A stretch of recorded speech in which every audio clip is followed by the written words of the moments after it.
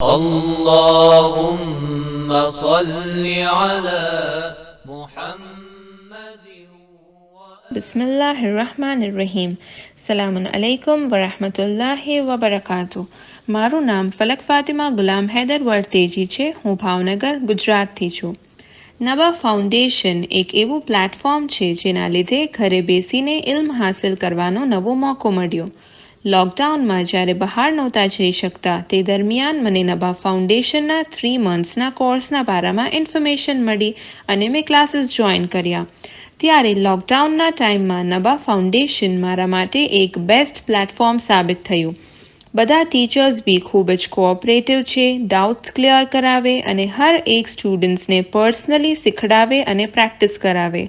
સૂરાનું translation એક word સાથે કરાવે જેથી કુરઆન પડતી વખતે ઇઝીલી તર્જુમો સમજાય અને તેની સાથે જ કુરઆનને સહી મખરજથી પડવાની તાલીમ આપે છે. અને મને એક ન્યૂ લેંગ્વેજ ફારસી બી શીખવા મળી. અને 3 મંથ્સના કોર્સની સાથે બીજી બી ચીજોથી જેમ કે ખિતાબત, શોર્ટ ઇન્ફોર્મેટિવ ક્લિપ્સ વગેરેથી ઓછા સમયમાં ક્વોલિટીવાળી જાણકારી પણ હાંસિલ થઈ છે.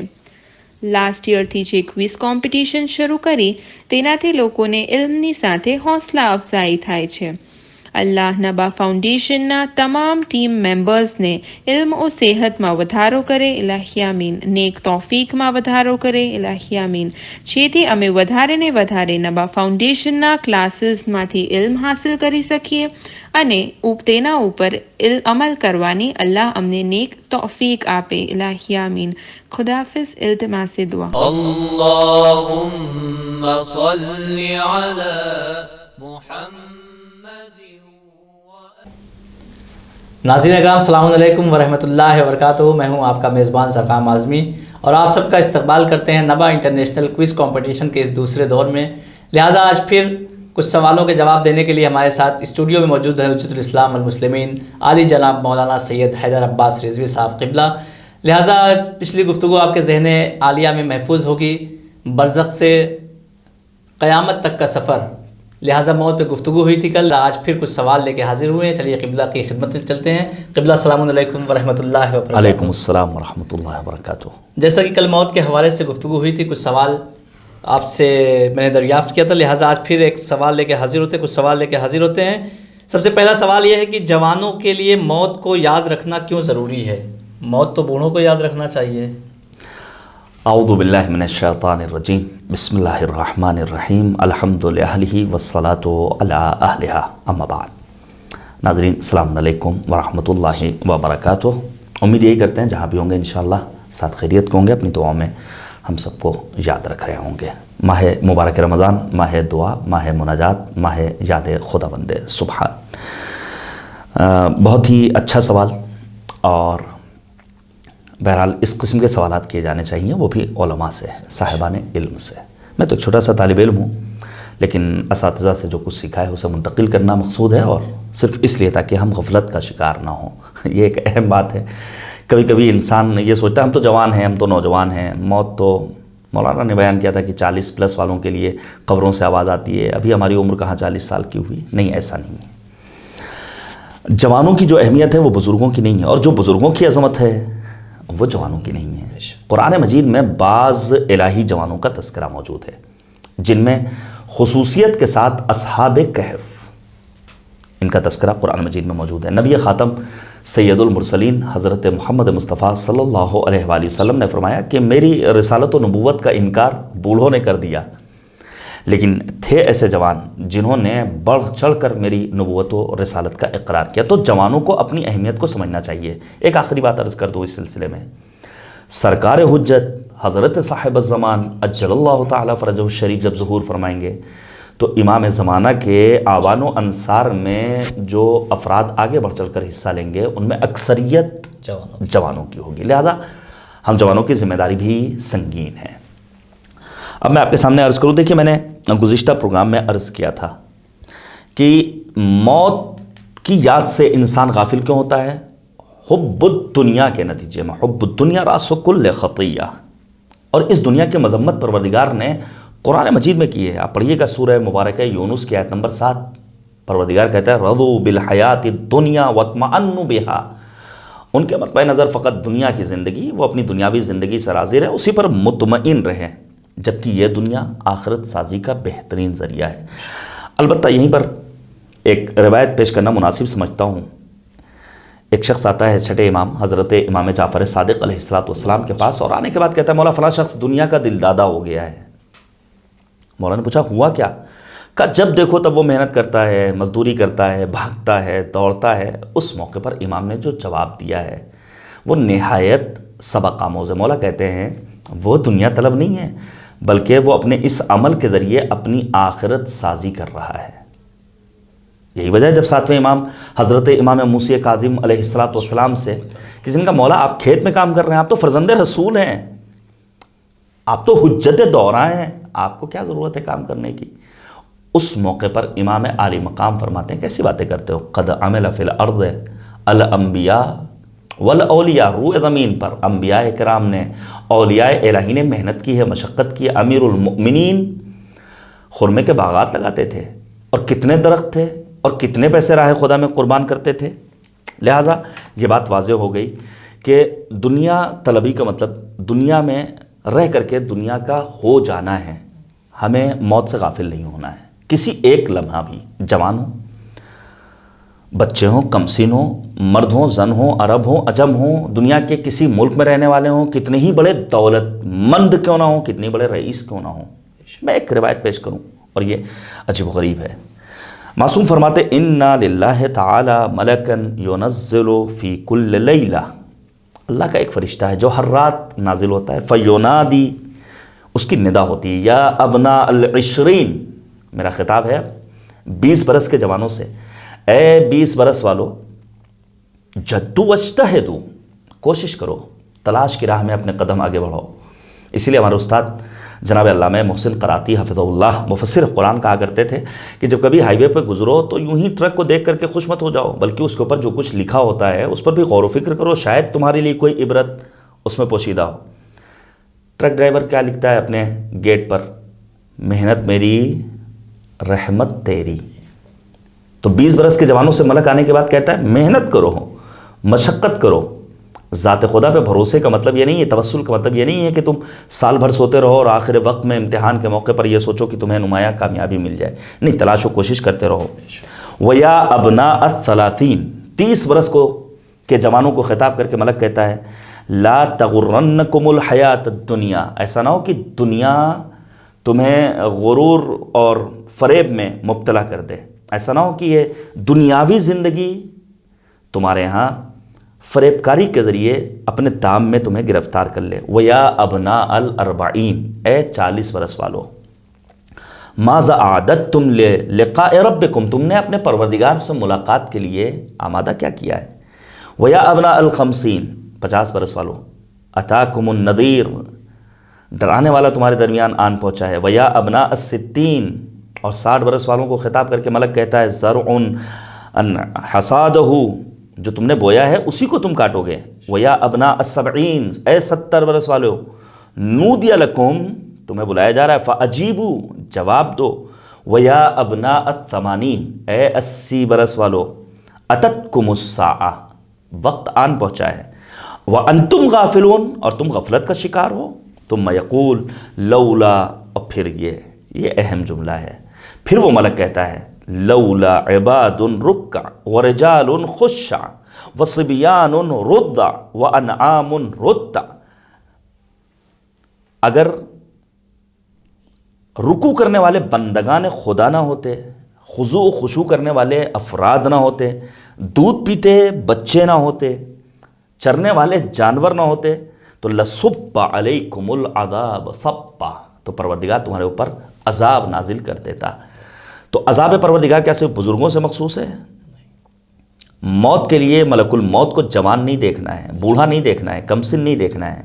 جب وقت معینہ آئے گا موت آ جائے گی۔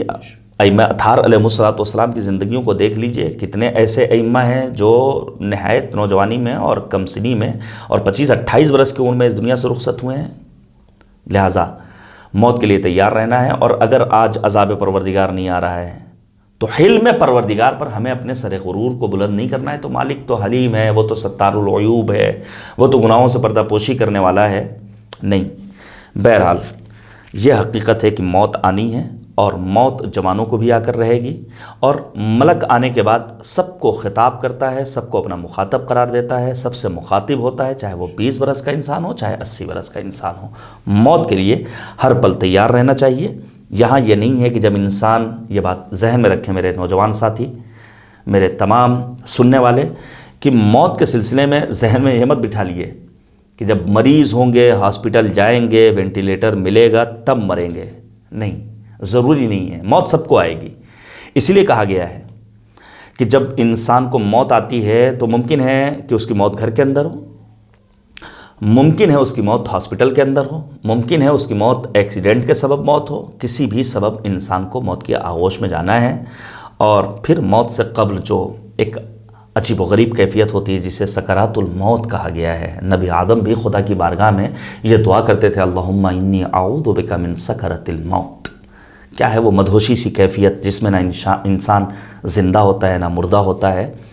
امام حسن مجتبیٰ بھی سکرات موت کی منزلوں پر مضطرب نظر آتے ہیں. جب پیغمبر خاتم آخری وقت میں کبھی پانی مانگتے ہیں، کبھی بیٹھتے ہیں، کبھی اٹھتے ہیں، تو اصحاب نے سوال کیا تھا یہ کیا وجہ ہے؟ کہا قد جاءت سکرات الموت، سکرات موت کی منزلیں آن پہنچی ہیں.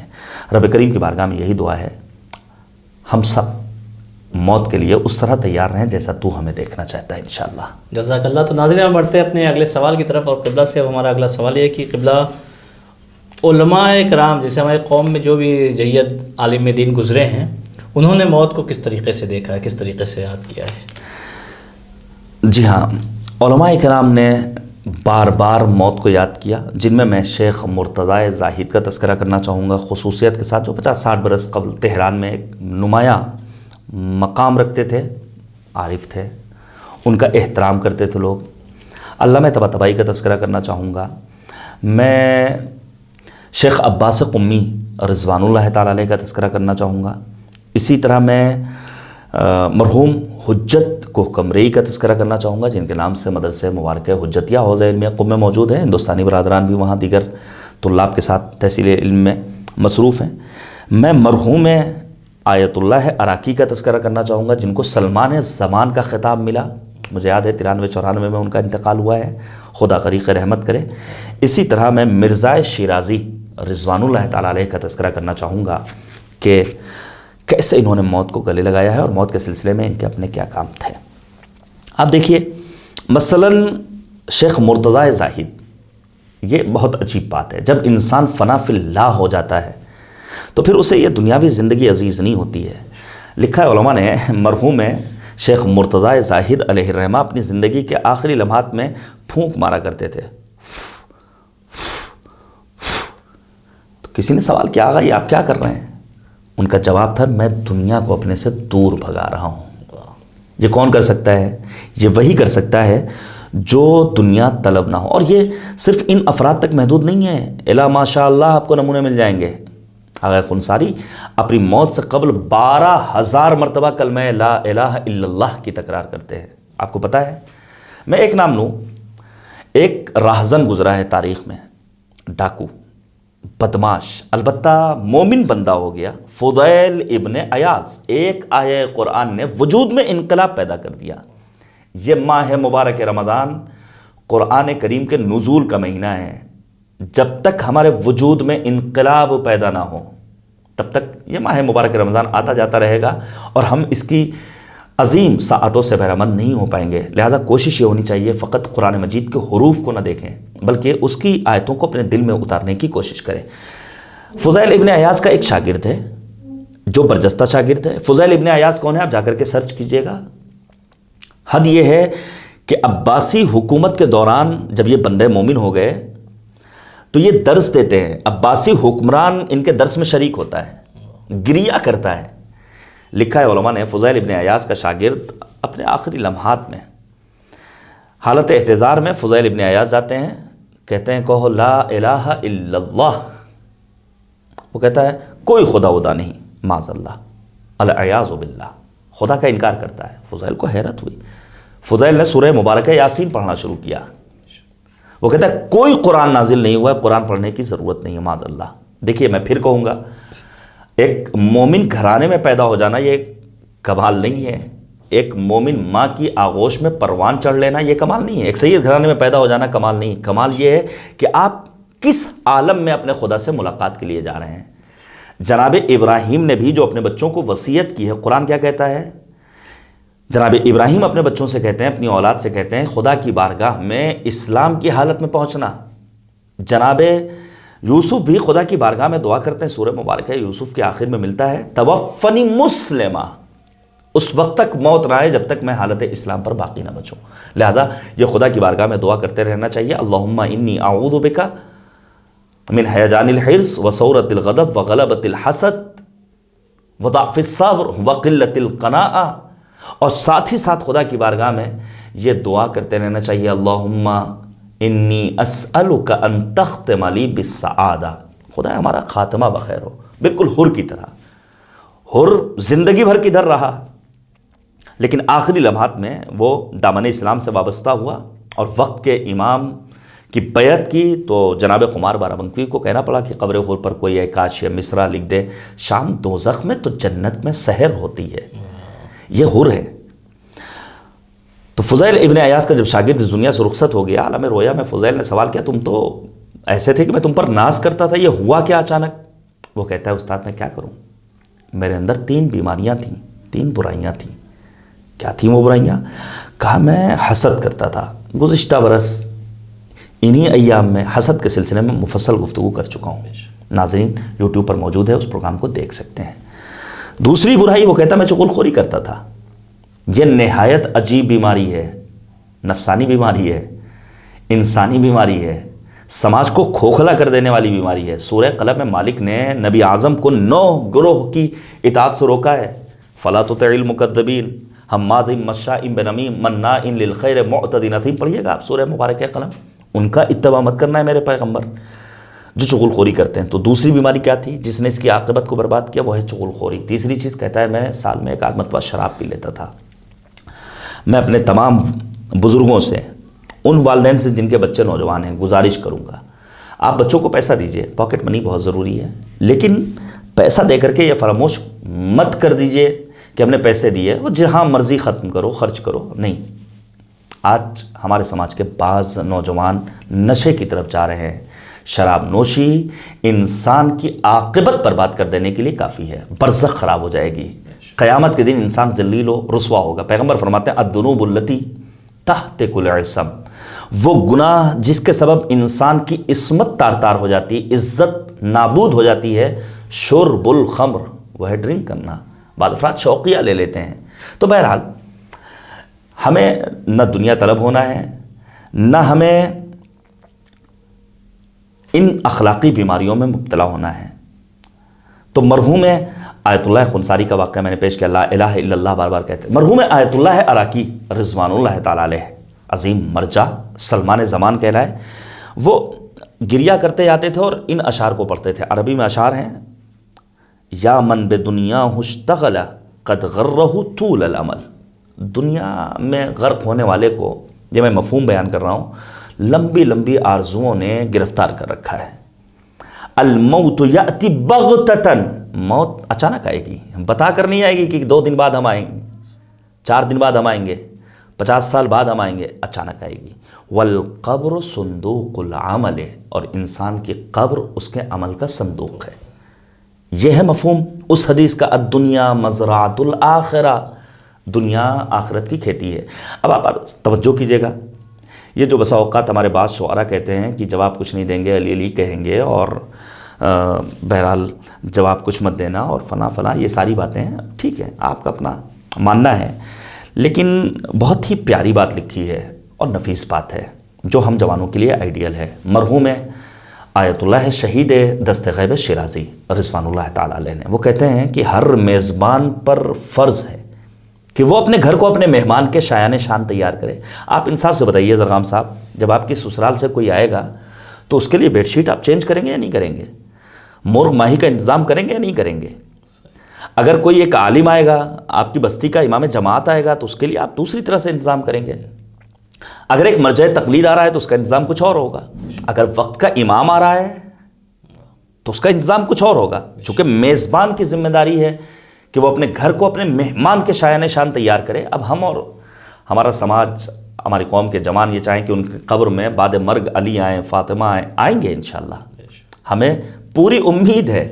جب کسی نے سوال کیا تھا ایک بزرگ عالم سے، جناب مقدس اردبیلی سے، اللہ اکبر کیا عظیم جملہ ہے، کسی نے پوچھا موت تمہارے لیے کیوں کر آسان ہو گئی؟ تو مولا کائنات امیر المؤمنین کے حرم کے گنبد کی جانب اشارہ کیا اور کہا حب صاحب ھذا القبر، اس قبر میں آرام کرنے والے امیر المؤمنین کی محبت نے میرے لیے موت کو آسان کر دیا۔ تو مولا کی محبت تو کام آنے والی ہے، لیکن جنت بہانے سے نہیں بلکہ عمل سے ملتی ہے۔ کیا کہتے ہیں شہید دست غیب کہ میزبان پر فرض ہے کہ وہ اپنے گھر کو اپنے مہمان کے شایان شان تیار کرے۔ اب آپ انصاف سے بتائیے، قبر میں نورانی ہستیوں کو اگر آنا ہے تو ایمان اور عمل صالح کے روشن چراغ لے کر جانے ہوں گے یا نہیں؟ تب جا کر کے یہ معصوم ہستیاں ہماری قبروں میں تشریف لائیں گی۔ ایک اور نام پیش کروں، مرزا شیرازی رضوان اللہ تعالیٰ علیہ، کیا عظیم ہستی۔ ان سے کسی نے پوچھا اگر آپ کو پتہ چل جائے کہ 10 دن بعد آپ کو موت آنے والی ہے تو آپ کی زندگی میں تبدیلی کیا ہوگی؟ کیا آپ کا لائف اسٹائل چینج ہو جائے گا؟ طرز حیات بدل جائے گا؟ انہوں نے کہا نہیں، جو آج طرز حیات ہے یہی آئندہ دنوں میں بھی جاری و ساری رہے گا، یعنی انسان ہر پل آمادہ رہے کہ ہمیں تو خدا کی بارگاہ میں جانا ہے۔ اگر وقت رہا آئندہ دنوں میں بیان کروں گا، اسی لیے خصوصی توجہ چاہتا ہوں، اسی لیے تاکید ہے کہ حالت جنابت میں نہیں سونا چاہیے۔ وضو کرو، غسل کرو، کچھ نہیں کر سکتے ہو تو تیمم کر کے سو، کیونکہ النوم اخو الموت، یہ نیند موت کے بھائی کا نام ہے۔ اور اگر اسی عالم میں، اسی اسنا میں انسان کو موت آ جائے تو کیا نجاست کے عالم میں اپنے کریم پروردگار کی بارگاہ میں پہنچے گا؟ اگر وقت رہا تو میں ان باتوں کی جانب اشارہ کروں گا۔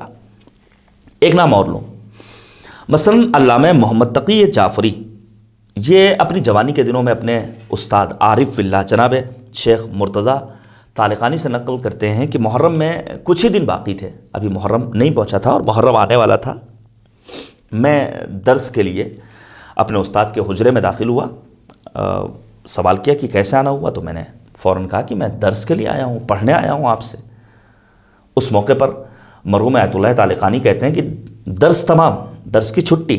علامہ جعفری کہتے ہیں کہ میں سمجھا کہ محرم کے سبب درس کی چھٹی۔ اس موقع پر مرحوم طالقانی کہتے ہیں کہ نہیں، محرم کے سبب نہیں، بلکہ میری روح فنا ہو چکی ہے، تنہا یہ جسم باقی ہے، لا الہ الا اللہ کہتے ہیں اور آنسو بہاتے جاتے ہیں۔ اس موقع پر علامہ جعفری کہتے ہیں کہ میں سمجھ گیا کہ استاد اپنی موت کی آمد سے باخبر ہو چکے ہیں۔ لیکن دیکھیے، ایک دور تھا، مجھے بھی اپنا بچپنا یاد آتا ہے جب ہم بزرگ علماء کے پاس جاتے تھے۔ آج بھی میرے پاس ڈائری میں علماء کی تحریریں موجود ہیں۔ بستی میں کوئی مولوی آتا تھا، ہم جاتے تھے کہ کچھ نصیحت آمیز باتیں لکھ دیجیے۔ اب کہاں، یہ ساری چیزیں ختم ہو گئیں، نہ کوئی خیر خواہی چاہتا ہے، نہ کوئی خیر خواہی کرنا چاہتا ہے، نہ کوئی نصیحت آمیز باتیں کرنا چاہتا ہے۔ اس موقع پر مرحوم علامہ جعفری کہتے ہیں کہ آقا چاہتا یہ ہوں کہ آپ میرے لیے کچھ نصیحت آمیز باتیں لکھ دیجیے۔ اس موقع پر انہوں نے ایک جملہ لکھا تھا کہ جوانی کے ایام کو فرصت سمجھو، جہاں تم پیری کی منزل میں پہنچو گے وہاں سوائے حسرت کے کچھ اور نہیں ہوگا۔ ایک نام اور سن لیجئے، مرحوم شیخ عباس قمی رضوان اللہ تعالیٰ علیہ۔ میں گزارش کروں گا تمام ناظرین سے، اردو زبان میں ترجمہ ہو چکا ہے ان کی کتاب کا منازل الاخرہ، پڑھیں۔ البتہ ذرا سا ڈرانے والی کتاب ہے، چونکہ اس میں وہ ساری منزلیں ہیں کہ آخرت میں کیا ہوگا، کس کا عذاب کیسا ہوگا۔ ہم بیلنس بنا کر چلیں گے، اور ابھی تک منازل الاخرہ سے میں نے کوئی روایت یا کوئی حدیث پیش نہیں کیا، اس کتاب کا سر دست میں نے مطالعہ نہیں کیا، لیکن ہونا چاہیے ہمارے گھروں میں روحوں کا سفر، منازل الاخرہ، معاد جیسی کتاب، تاکہ ہم کسی حد تک آشنا ہوں۔ شیخ عباس قمی متعدد کتابوں کو لکھا ہے، مفاتیح الجنان جیسی عظیم کتاب، زندگی کے آخری لحظات میں آنسو بہاتے جاتے ہیں۔ ایک شخص آتا ہے آپ کا معتقد، کہتا ہے میں مشہد جا رہا ہوں، گریا کرتے ہیں، اور اس موقع پر جب سوال کیا آگا گریا کیوں، کہا تم تو جا رہے ہو لیکن اب مجھے مشہد جانا نصیب نہیں ہوگا۔ اب دیکھیے انسان کا عمل صالح کہاں کہاں کام آتا ہے۔ وہ آنے والا کہتا ہے آغا آپ نے مفاتیح جیسی کتاب لکھی ہے، حرم امام رضا میں ہر زائر کے ہاتھ میں مفاتیح موجود ہے، ہر زائر کی زیارت کے ثواب میں آپ برابر کے شریک ہیں۔ علماء نے لکھا ہے ان کی ایک کتاب تھی جو ان کی بہت محبوب کتاب تھی، طاق پر رکھی رہتی تھی، ہمیشہ نگاہوں کے سامنے رہتی تھی۔ آخری وقت میں یہ اپنے بیٹے سے کہتے ہیں اس کتاب کو ہٹا لو۔ بیٹا تعجب سے کہتا ہے بابا کیوں؟ کہا کیونکہ ممکن ہے کہ شیطان اس کتاب کے عشق کے ذریعے مجھے یاد خدا سے غافل بنا دے۔ کبھی کبھی انسان ایک گھڑی کی محبت میں اپنی عاقبت برباد کر بیٹھتا ہے، ایک پین کی محبت میں، ایک موبائل کی محبت میں، لہذا اسے بھی اپنے پاس سے دور کروا دیا۔ بہرحال بے شمار اس سلسلے میں علماء کی باتیں، بعض علماء اپنے کفن کے حاشیے پر اپنے ہاتھوں سے قرآن مجید کی آیتیں لکھا کرتے تھے۔ تہران میں ایک بزرگ عالم گزرے ہیں، نام میں بھول رہا ہوں، نماز مغربین کے بعد وہ مسائل شریعہ بیان کرتے تھے۔ ایک روز مسئلہ اشتباہی طور پر غلط بیان کر دیا، تو ہم جیسے ہوتے کوئی مسئلہ نہیں، غلط ہو گیا، لیکن وہ تہران کی کڑاکے کی ٹھنڈ، مائنس میں ٹمپریچر، برفباری شدید، ایک مومن کے گھر جاتے ہیں، تقل باب کرتے ہیں اور بھیا مسئلے کی اصلاح کر لو۔ ایک نے کہا آہا صبح میں بتا دیتے، کہا صبح کس نے دیکھی ہے، ممکن ہے رات میں ہی ملک الموت آئے اور میں لقمہ اجل بن جاؤں۔ بہرحال علماء کی سیرت روش بہت کچھ ہم سے طلب کرتی ہے۔ جزاک اللہ قبلہ۔ جیسا کہ ناظرین مسلسل موت کے حوالے سے گفتگو ہو رہی ہے، لہٰذا قبلہ نے ابھی فرمایا آپ کے سامنے کہ موت کو انسان کو ہر وقت یاد رکھنا چاہیے، لہٰذا قبلہ سے ہمارا اگلا سوال یہ ہے کہ قبلہ اگر ہم موت کو یاد کر رہے ہیں ہر وقت تو اس کے فوائد کیا ہیں؟ دیکھیے بہت تفصیلی گفتگو ہو جائے گی، مجھے بہت مختصر جواب دینا ہے۔ سب سے بڑا فائدہ یہ ہے کہ نفس جو سرکش ہے، اس نفس کو سرکشی سے روکنا ہو تو انسان کو موت یاد کرنا چاہیے۔ دنیا جو مختلف لباس میں زرق و برق کے ساتھ آتی ہے، اگر دنیا کو اپنے سے دور بھگانا ہے، دنیا کو حقیر سمجھنا ہوگا۔ تیسری چیز، ہمیں اخلاقی پستیوں والی چیزوں سے اپنے آپ کو دور رکھنا ہوگا، رذائل اخلاقی کو سمجھنا۔ اب آپ یاد کیجئے صحیفہ مبارکہ سجادیہ میں موجود دعا نمبر 8، میں کسی چینل کے لیے دعا نمبر 8 پر گفتگو کر بھی رہا ہوں۔ 44 اخلاقی بیماریوں سے امام سجاد نے خدا کی بارگاہ میں پناہ طلب کی، اللہم انی اعوذ بک من ہیجان الحرص وثورۃ الغضب وغلبۃ الحسد وضعف الصبر وقلۃ القناعہ۔ اب سوچیے آپ کہ یہی حسد جو انسان کے نفس کی بیماری ہے، انسان کو کتنی پستی۔ حابیل اور قابل کا تذکرہ آپ پڑھ لیجئے کہ کیسے ایک بھائی دوسرے بھائی کا قاتل بن جاتا ہے۔ تو رذائل اخلاقی اور کردار کی پستی سے انسان کو بہرحال نجات حاصل کرنے کے لیے موت کو یاد کرتے رہنا ہوگا۔ میں ان چیزوں کو تھوڑا سا صرف واضح کر دوں، ایک آدھ چیز اور بیان کر دوں۔ مثلا بلا اور مصیبت پر صبر کرنے کی طاقت پیدا ہوتی ہے یاد موت کے سبب، یہ بھی ایک فائدہ ہے موت کو یاد کرنے کا۔ بہت مختصر، نفس کو سرکشی سے روکنا کیا مطلب؟ مثلا مولا امیر المؤمنین فرماتے ہیں وَدَ اللَّهِ بِذِكْرِ الْمَوْتِ، موت کو یاد کر کے اپنے نفس کو مہار کرو۔ یہ نفس سرکش گھوڑے کے مانند ہے، اسے اگر لگام نہیں لگاؤ گے تو یہ تم پر قابو پا لے گا، تم مغلوب ہو جاؤ گے، یہ غالب ہو جائے گا، نتیجے میں تم خدا سے دور ہوتے چلے جاؤ گے۔ پیغمبر اعظم فرماتے ہیں لولا ثلاث فی ابن آدم ما تأتى رأسه شیء، اگر انسان کے اندر 3 چیزیں نہ ہوتی تو کبھی بھی وہ اپنے سر کو خم نہ کرتا۔ وہ کیا ہے؟ المرض، مرض، اسی لیے مرض کے سلسلے میں کہا گیا حط للسیئات، گناہوں کو اس طرح جھاڑ دیتا ہے جس طرح خزاں کے موسم میں پتے جھڑ جاتے ہیں۔ والفقر، تنگ دستی، والموت، موت، یہ 3 چیزیں ہیں جو انسان کو کسی نہ کسی طاقت کے سامنے جھکنے پر مجبور کرتی ہیں۔ کلہم فی وانہ معہن لوثاب، اور یہ سب سرکشی پر آمادہ رہتے ہیں۔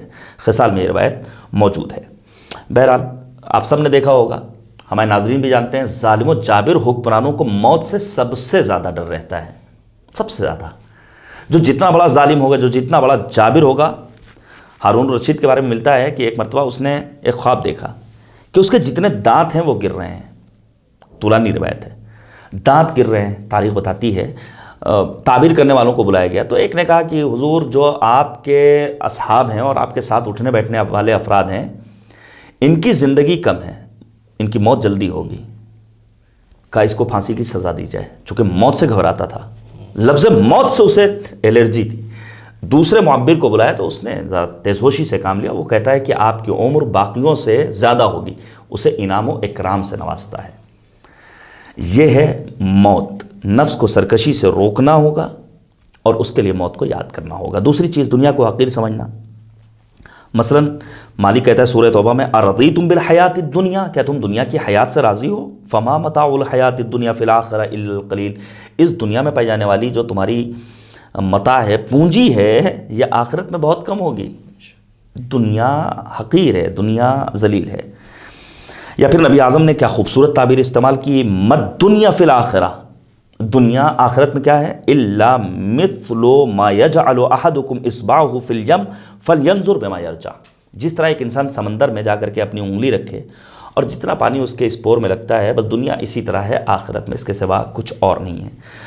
رذائل اخلاقی سے بچنا، بہرحال اس سلسلے میں بہت ساری باتیں ہیں۔ انسان جب موت کو یاد کرتا ہے تو ظلم سے دور رہتا ہے، اسی لیے معصوم فرماتے ایاکم والظلم فإن الظلم عند اللہ هو الظلمات یوم القیامہ۔ اب ظلم بیوی پر بھی انسان کر سکتا ہے، بیوی میکے جانا چاہتی ہے اپنے باپ سے ملاقات کرنے کے لیے، مرد میکے جانے کی اجازت نہیں دے رہا ہے، یہ ظلم ہے، اس کو پیسے نہیں دے رہا ہے، یہ ظلم ہے۔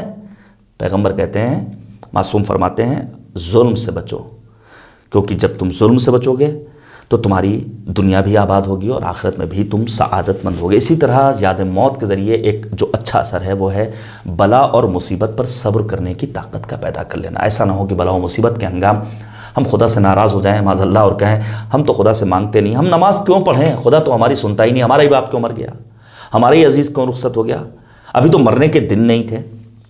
مولا کائنات امیر بیان و سخن امیر المؤمنین فرماتے ہیں اکثر ذکر الموت، زیادہ سے زیادہ موت کو یاد کرو، وَيَوْمَ خُرُوجِكُم مِّنَ الْقُبُورِ، اس دن کو یاد کرو جب تم قبروں سے نکالے جاؤ گے، وَقِيَامِكُم بَيْنَ يَدَيِ اللَّهِ عَزَّ وَجَلَّ تَهُوَّنَ عَلَيْكُمُ الْمَصَائِبُ، جب ان ساری چیزوں کو یاد کر لو گے تو مصیبتیں تمہارے لیے بہت حقیر اور پست ہو جائیں گی۔ جی ہاں، جزاک اللہ، بہت خوب قبلہ۔ تو ناظرین ہم بڑھتے اپنے اگلے سوال کی طرف، اور قبلہ سے اگلا سوال یہ ہے کہ جب بھی اکثر ہم قبرستان جاتے ہیں، یا بہت سے افراد کو میں نے بھی دیکھا ہے قبرستان جاتے ہیں، خاص کر جب مغربین کے بعد تو ڈرتے ہیں، یا کسی کا انتقال ہو جاتا ہے تو غسل و کفن میں وہاں تک مطلب جانے سے ڈرتے ہیں اس جگہ پہ۔ آخر اس کی وجہ کیا ہے کہ ہم موت سے کیوں ڈرتے ہیں، انسان موت سے کیوں ڈرتا ہے، اتنا گھبراتا کیوں ہے؟ اصل میں انسان نے موت کو فنا سمجھ رکھا ہے، موت فنا کا نام نہیں، موت بقا۔ سب سے بڑی چیز وہ ہے جہالت۔ میں پھر کہوں گا کہ جہالت جہالت جہالت، اسے ختم کرنا ہوگا، نور علم سے وجود کو منور کرنا ہوگا۔ دوسری چیز وہ ہے دنیا سے دل بستگی۔ دنیا کا دل دادا انسان کبھی بھی دیکھا ہوگا آپ نے، بہت سارے لوگ موت سے ڈر جاتے ہیں، پھر طرح طرح کی رسمیں ابھی میں اشارہ کروں گا۔ اور تیسری چیز وہ ہے گناہ۔ بس سن لیجیے ان تین باتوں کو۔ جہالت، ایک بات میں عرض کر رہا ہوں، برا مت مانیے گا، جہالت کا مطلب یہ نہیں کہ انسان کے سر پر امامہ آ گیا تو بہت بڑا عالم ہو گیا، انسان ٹائی بیلٹ والا ہو گیا، ڈگریاں لے آیا، نہیں، خالی ڈبوں میں بجز موجے ہوا کچھ بھی نہیں، چھو کے دیکھا تو قباؤں کے سوا کچھ بھی نہیں۔ اس قسم کے افراد بہت ملیں گے۔ جہالت ختم کرنی ہوگی، توہم پرستی سے اپنے سماج کو ہمیں دور کرنا ہوگا۔ اب آپ کے سامنے پیش کروں، شیخ صدوق نے روایت نقل کی ہے، 10ویں امام علی نقی علیہ السلام، بڑی عظیم ذات، زیارت جامع کبیرہ، علمی شاہکار۔ امام علی نقی نے دیکھا ایک شخص ہے جو مستقل گریہ کر رہا ہے، عیادت کے لیے مولا گئے تھے۔ اس موقع پر امام علی مقام نے فرمایا تخاف من الموت لانک لا تعرفه، تم موت سے اس لیے ڈر رہے ہو کیونکہ تمہیں عرفان رب نہیں ہے، معرفت پروردگار کی بھیک تو طلب کرو۔ اللہم عرفنی نفسک فانک ان لم تعرفنی نفسک لم اعرف رسولک۔ دنیا سے بالدل بستگی، مثلا ایک شخص رسول خدا سے پوچھتا ہے کہ ہم جیسے لوگ آخر موت سے ڈرتے کیوں ہیں؟ اس موقع پر رسول نے پوچھا الک مال، کیا تم مالدار ہو؟ وہ کہتا ہاں۔ پیغمبر کہتے ہیں کیا تم نے راہ خدا میں اپنے مال کو خرچ کیا؟ وہ کہتا نہیں۔ پیغمبر نے کہا اسی لیے تم موت سے ڈرتے ہو، راہ خدا میں مال خرچ کرو تو یقیناً موت سے ڈر تمہیں نہیں لگے گا۔ اسی طرح جب انسان گناہ کرتا ہے تو پھر موت سے وہ بہت گھبراتا ہے۔ انسان گناہوں سے جس حد تک پاک و صاف ہوگا، اگر گناہ ہو بھی جائے تو باب توبہ کھلا ہوا ہے، بالخصوص ماہ مبارک رمضان۔ البتہ توبہ نصوح ہونی چاہیے۔ توبہ کا مطلب گال تھپ تھپا لینا، کان امیٹ لینا نہیں ہے، صدق دل سے خدائی بن جانا۔ رب کریم انشاءاللہ اس ماہ مبارک رمضان میں کیے جانے والے ہمارے تمام اعمال کو شرف قبولیت مرحمت فرمائے۔ جزاک اللہ الہی آمین۔ تو ناظرین ہم بڑھتے اپنے 5ویں اور آخری سوال کی طرف، اور قبلہ سے ہمارا آخری سوال یہ کہ قبلہ اگر کوئی انسان موت کو آسان بنانا چاہتا ہے، اپنی موت کی جو اذیتیں ہوتی ہیں، ٹھیک ہے، اس سے بچنا چاہتا ہے، تو اس کے لیے کیا ہو؟ بہت سارے اوراد، بہت سارے اذکار ہیں، میں صرف اشارہ کر رہا ہوں، اس کا تفصیلی جواب نہیں دوں گا وقت کی تنگی کے سبب۔ سب سے پہلے ایمان اور عقیدے کا سالم ہونا۔ دیکھیے ہر چیز کو ہم عقیدے کی فہرست میں نہ لے آئیں، عقیدت الگ ہے، عقیدہ الگ ہے۔ سید العلماء مولانا علی نقی صاحب قبلہ علی اللہ مقامہ نے اپنی کسی کتاب میں، اپنی تحریر میں لکھا ہے کہ عقل کا پہرا ضروری ہے، یہ دیکھنا ہوگا کہ عقل تسلیم کر رہی ہے یا نہیں۔ ایمان اور عقیدے کا سالم ہونا، ولایت اہل بیت طاہرین علیہم الصلوۃ والسلام، مقدس اردبیلی کا واقعہ میں نے بیان کیا، حب صاحب ھذا القبر، اس قبر میں آرام کرنے والے امیر المؤمنین کی محبت نے میری موت کو میرے لیے آسان بنا دیا ہے۔ اسی لیے کہا گیا من احب علی ہون اللہ علیہ سکرات الموت، جو امیر المؤمنین علی بن ابی طالب سے محبت کرتا ہے سکرات موت کی منزلیں اس کے لیے آسان ہو جاتی ہیں۔ صلہ رحم، والدین کے ساتھ نیکی کرنا، آپ یقین جانیے اگر کسی انسان کو ماں باپ بد دعا دے دیں، بالخصوص اگر باپ ناراض ہو جائے اور بد دعا دے دے، تو معصوم فرماتے ہیں قلت النسل منقطع، نسل منقطع ہو جاتی ہے۔ اصل خاک ہے، کرولا بھی اگر اس کی جیب میں ہو تو اسے فائدہ پہنچنے والا نہیں ہے۔ اسی طرح تسبیحات حضرت فاطمہ زہرا سلام اللہ علیہا ہمیشہ پڑھتے رہنا چاہیے، نماز اول وقت پڑھنا چاہیے، داہنے ہاتھ میں عقیق کی انگوٹھی پہننا چاہیے، لا حول ولا قوت الا باللہ مستقل پڑھتے رہنا چاہیے، دعائے عادلہ کی قرأت کرتے رہنا چاہیے، سورہ تکاثر، سورہ زلزال پڑھتے رہنا چاہیے، رضیت باللہ ربا والی دعا پڑھتے رہنا چاہیے، ہر نماز کے بعد سورہ مبارکہ توحید یعنی قل هو اللہ احد کی تلاوت کرتے رہنا چاہیے، ماہ رجب میں تحد ممکن روزہ رکھنا چاہیے، واجبات کو انجام دینا چاہیے۔ جب ہم ان کاموں کو انجام دیں گے تو یقیناً ہمارے لیے موت آسان ہو جائے گی اور ہم خوشی خوشی ایک خوبصورت جوان کی شکل میں ملک الموت کو اپنی نگاہوں کے سامنے دیکھیں گے اور اپنی جان خدا کے سپرد کر دیں گے۔ جزاک اللہ۔ تو ناظرین، زندگی سے بھی ہنسی منزل رحلت ہوگی، زندگی سے بھی ہنسی منزل رحلت ہوگی، دل ہے مسرور کی مولا کی زیارت ہوگی۔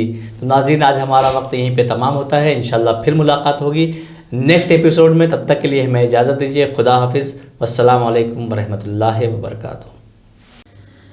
بسم اللہ الرحمن الرحیم۔ محترم ناظرین، السلام علیکم ورحمۃ اللہ۔ نوا فاؤنڈیشن کی جانب سے بہترین دینی تعلیم کا سلسلہ معصوم face to face international online classes کے ذریعہ پوری دنیا میں جاری و ساری ہے۔